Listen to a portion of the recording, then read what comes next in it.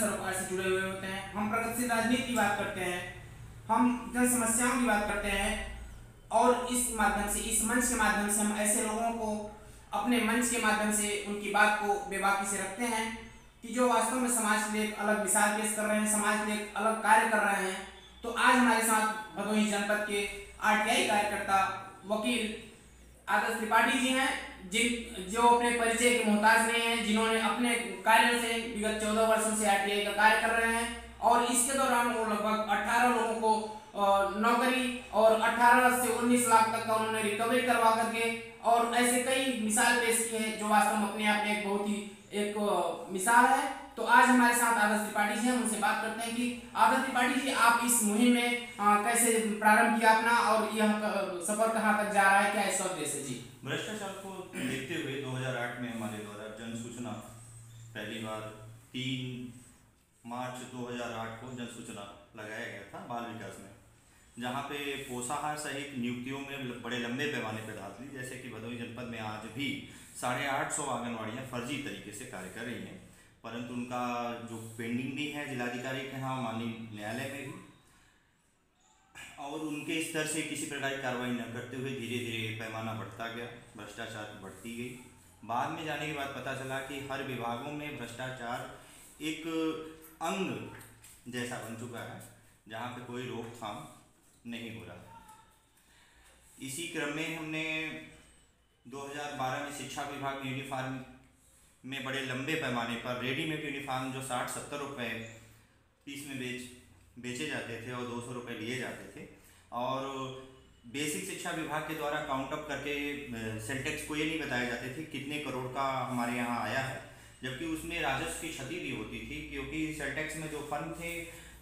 वो फर्म अपने यहाँ 30 लाख 40 लाख दिखाते थे, और उनके यहाँ जो सेलिंग होती थी टोटल प्राथमिक विद्यालयों के स्तर से, उसमें उनके यहाँ बड़े लंबे पैमाने पर होते थे, जिस पर हमने 2015 में उस पर एक बेस किया कि जो पूरे बड़े लंबे पैमाने पर एसआईटी जांच बैठी, जिस एसआईटी जांच में 5 से 7 करोड़ रुपए उस साल राजस्व 2012 से 2015 तक का लिया गया, जिसमें 2015 का आज के डेट में 25% 1,57,00,000 रुपए बेसिक शिक्षा विभाग के अकाउंट में लैप्स है, जिसको लेने के लिए कोई फर्म तैयार नहीं है, क्योंकि उनके पास किसी प्रकार का उस धन का कोई लेखा जोखा नहीं है। उसी के क्रम के उपरांत 2019-20 में पहली बार हमारे हिसाब से तो ये समझिए कि उत्तर प्रदेश में पहला जनपद भदोही है जहाँ पे यूनिफॉर्म सिलाई के लिए 28 लाख रुपए असिस्टेंट कमिश्नर ने हमारी शिकायतों पर ध्यान देते हुए 28 लाख रुपए सिलाई पर टैक्स लिया, और पहली दफ़े ऐसा हुआ कि सेल टैक्स को बताने के बाद शिक्षा विभाग कार्य करना शुरू किया। नहीं, आप जैसे कि एक दर्जन से अधिक लोगों पे कार्रवाई हो चुकी, उनकी नौकरियां जा चुकी है, तो क्या ऐसे लोग आपको धमकाते हैं, चमकाते हैं, इस तरह की बातें नहीं आती क्या? स्टार्टिंग में समस्याएं होती थी, परंतु जैसे सिलसिला बढ़ता गया, आदमी स्वयं से जान गया कि भाई अब सामने वाला नहीं मानेगा, तो उसके बाद सिलसिला थम सा गया। 2014-15 से ऐसा कोई भी टॉपिक नहीं हुई कि लोग धमकाएं या वो करें, पहले स्टार्टिंग में अच्छी खासी होती थी। जैसे कि आज देखा जाता है कि लोग कहते हैं कि ये आरटीआई आजकल लोगों का जो है कमाने का जरिया बन गया है, तो इसको आप कहाँ तक सही मानते हैं? क्या भ्रष्टाचार के खिलाफ लड़ाई लड़ना एक कमाने का जरिया बन गया है? देखिए, कमाने का जरिया माना जा सकता है कि कमाने का जरिया है, परंतु उस कमाने के जरिया को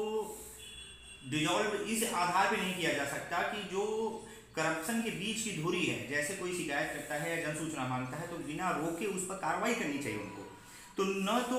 बीच में जो गैपिंग होती है कि सामने वाला आगे एक्टिविस्ट से भी मिलता है, शिकायत करता है उससे मिलता है, उसके बाद वो अधिकारियों से मिलता है, तो इसमें जो बीच की गैपिंग है उसको समाप्त किया जाना चाहिए, जो अधिकारी नहीं करते हैं। ज़्यादातर ऐसे मामले देखे जाते हैं, ठीक है आप आरटीआई कार्य करता है, लेकिन जो जनरल लोग जन शिकायत सुनवाई के माध्यम से मांगते हैं, तो ज़्यादातर मामलों में से अधिकारियों की तरफ से, विभाग की तरफ से नहीं दिया जाता है उसको, या तो डिले किया जाता है। इसकी मुख्य वजह क्या है? इसकी मुख्य वजह है कि करप्शन कहीं न कहीं उसमें है। उनको फिलहाल ये पता चलता है कि जन सूचना है, यदि हम इनको दे देते हैं तो उसके बाद ये शिकायत करेंगे, कोर्ट जाएंगे, परंतु समस्याएं इतनी जटिल हैं कि 100 में से 2-1 कार्यकर्ता वो आगे तक जाता ही है, क्योंकि 1.5 से 2 साल के बाद ही उनको सूचना मिल पाता है। नहीं, जैसे ऐसा है कि आप वकील हैं, हो सकता है कि शायद सरकार के या विभाग के लोग ये सोचते हैं कि वकील है, कानून के जानकार है, इसलिए आपको दे देते हैं, जबकि किसी अन्य सामान्य आदमी के साथ ऐसी नहीं होती है। अक्सर हम लोगों ने देखा है कि लोग आरटीआई मांगते हैं लेकिन उनको सही सूचना नहीं दे पाती, वो कुछ भी नहीं पता। ऐसा क्यों? नहीं, बात ये देखिए, ऐसा नहीं है कि आप सूचना मांगे हैं तो कोई देगा नहीं, परंतु आदमी रुक नहीं पाता है। उसको साल 1.5 साल बाद भी लगता है कि सिर्फ सूचना लेने पे जब इतनी समस्याएं हो रही हैं तो आगे चल के कितनी समस्याएं होंगी, और 2-2, 2.5 साल में जब सूचनाएं ही मिलेंगी तो लोग करेंगे क्या। और किसी भी गैपिंग के, जैसे ग्राम प्रधान के बारे में आप सूचना मांग ले तो 2.5 साल मांगने में लग गया, 2.5 साल शिकायत में लग गया, तब तक तो निकल गया। तो इसलिए समस्याएं होती हैं, और किसी प्रकार के उसमें बीच में, जैसे सरकार कहती है कि हम भ्रष्टाचार मुक्त को प्रशासन शासन कर रहे हैं, लेकिन फिर भी अगर आप जैसे आरटीआई एक्टिविस्ट सक्रिय हैं और कई कार्रवाई करवा चुके हैं, तो यह कहीं ना कहीं एक संकेत देता है कि वास्तव में भ्रष्टाचार की जमीनें जड़ें जो है एकदम अंतर तक घुस चुकी हैं। ऐसा देखिए, वो भ्रष्टाचार एक अंग जैसा बन चुका है, कोई इससे बिछुड़ा नहीं हुआ। आपने भदोही में देखा होगा कि ऑक्सीजन सिलेंडर में बड़े लंबे पैमाने पर घोटाला हुआ, जिसमें बाबू सस्पेंड भी हुए, और उसके बाद हाईकोर्ट से स्टे लिया। जबकि उससे पहले जो कोरोना काल था उसमें भी उसी रेट में खरीदा गया था जिसके बारे में नहीं बताया गया। और जो ऑक्सीजन सिलेंडर मिर्जापुर में 12,500 काव्या इंटरप्राइजेज से खरीदा गया था, वही यहाँ पर 58,000 में खरीदा गया, 56,000 में खरीदा गया। उसका एक ही टॉपिक था कि इससे पहले ही कोरोना काल में 50 ऑक्सीजन सिलेंडर उसी रेट में खरीदे गए थे, जिसको गवर्नमेंट ने छुपा लिया। और उसमें अधीनस्थ अधिकारियों का रोल था, उसमें जिलाधिकारी का भी सिग्नेचर होता है, सीडीओ का भी होता है। इन लोगों ने अपने हिसाब से उसको कवरिंग किया, और पहली दफे के जो बाबू थे, जो इन्वॉल्व थे, नारिशम से भी खरीदी हुई थी, उसको नहीं बताया गया। तो यह क्या कहा जाए कि जो भी भ्रष्टाचार होता है उसमें शुरू से लेकर अंत तक सभी लोग इन्वॉल्व होते हैं? निश्चित तौर पे अभी एक निकला आंगनबाड़ी कार्यकर्ती की भर्ती निकली थी, जिसमें अब यहीं सीखापुर में जो मृतक थे, छोड़ दिए, एक मृतक थी और एक टीचर थे, उनकी पत्नी थी, उन्होंने छोड़ दिया था। जबकि कोई नया शासनादेश नहीं आया था आरक्षण में, जो आरक्षण का शासनादेश था उसी पर फॉलो करना था। परंतु जिलाधिकारी के स्तर से और सीडीओ और डीपीओ के स्तर से उन चीज़ों को दौड़ाया गया और रनिंग करके अपने हिसाब से तोड़ा मरोड़ा गया, उसको 80 सीट बना दिया गया, 80 को जनरल बना दिया गया। ऐसे पूरे लंबे बंदे, जो जांच में भी आ चुका है, जांच में भी इसकी पुष्टि हो गई है, परंतु जांच की पुष्टि होने के उपरांत उसको कुछ पैमाने पर उन्होंने कार्रवाई के लिए आगे बढ़ा दिया है। जैसे आपने बताया कि आंगनबाड़ी वाले विभाग में काफी मात्रा में धांधली हुई है, अभी भी ऐसे बहुत लोग हैं जो वास्तव में अवैध ढंग से कार्य कर रहे हैं, वेतन ले रहे हैं या ऐसा चीज हो रहा है। आखिर इस पर आपने क्या कार्रवाई करी या उस पर क्या कुछ हो रहा है? इसमें सबसे बड़ी बात है कि 750 लोग फर्जी हैं जनपद में, और जिसमें से 200-250 लोग आपके समथिंग डीग में हैं। डीग में 170 से 80 आंगनबाड़ियाँ जो हैं वो फर्जी हैं, परंतु फर्जी का एक बेस होता है जिसमें नियुक्ति हुई, उस समय संपूर्णानंद की डिग्री लगा दी गई। संपूर्णानंद की डिग्री मान्य नहीं होती है। दूसरी बात है कि संपूर्णानंद आप जांच के लिए भेजेंगे, वहाँ से कोई जांच आएगी नहीं। पहली बात है कि जो नियुक्ति की फाइल थी, चयन पत्रक से लेके समस्त जनपद के डीग से लेके अबोली और अधिकांशतः 70% परियोजना, जबकि जनपद में 7 परियोजनाएं हैं, 7 परियोजनाएं से 70% डॉक्यूमेंट ऑटोमेटिक गायब हो चुके हैं, जिस पर माननीय न्यायालय ने भी संदर्भित किया था। करीब 8 प्रकरण में, इब्राहिमपुर के प्रकरण में एक ही कार्यकर्ती के पद पर 2 लोगों का चयन कर दिया गया मनमानी तरीके से, जिस पर हाईकोर्ट ने दलील भी दी थी। प्रेजेंट टाइम में जांच उस विषय पे होती है कि कुछ है या नहीं है, क्योंकि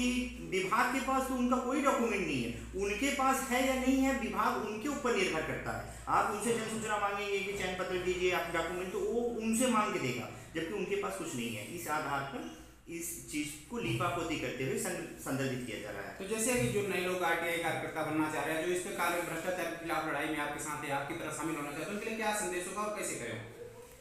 नहीं, संदेश मैसेज ये जाना चाहिए कि 2-2.5 साल 3 साल ऑटोमेटिक लगेंगे, और जन सूचना का पैमाना इतना होता है जब सामने वाला अधिकारी जान जाएगा कि आपका एक सूत्री काम है कि जन सूचना लेना,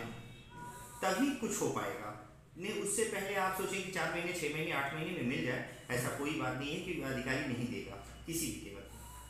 तो यहाँ पे आदर्श त्रिपाठी जी ने बताया कि भाई हम उसके लिए लगातार लगे रहेंगे, तभी कुछ हो पाएगा। तो यहाँ पे हम आदर्श त्रिपाठी जी जानना चाहेंगे कि हमारे मंच के बारे में आप क्या कहना चाहेंगे? एक अच्छा मंच है, ये व्यापक रूप से आगे बढ़ रहा है और हमारी शुभकामनाएं उसके साथ हैं। चलिए, हमारे साथ आदर्श त्रिपाठी जी थे जो आरटीआई कार्यकर्ता हैं और अपने कार्यों से जनपद में बहुत ही एक अलग छाप छोड़े हुए हैं।